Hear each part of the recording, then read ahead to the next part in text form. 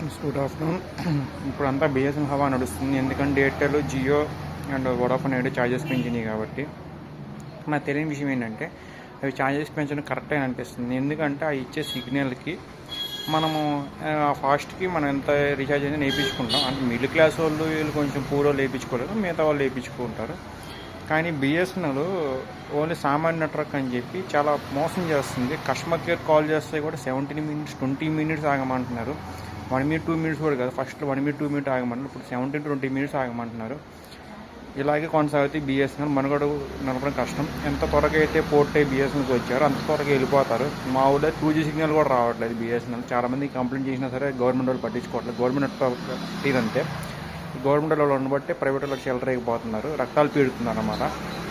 ఇటు నుంచి గవర్నమెంట్ భారీ బిఎస్ఎన్ఎల్ పాత పురోగతికి సంపిస్తుందని చెప్పి నేను ఆశిస్తున్నాను. Thank you so much. Friends good afternoon. ఇప్పుడంతా బిఎస్ఎన్ఎల్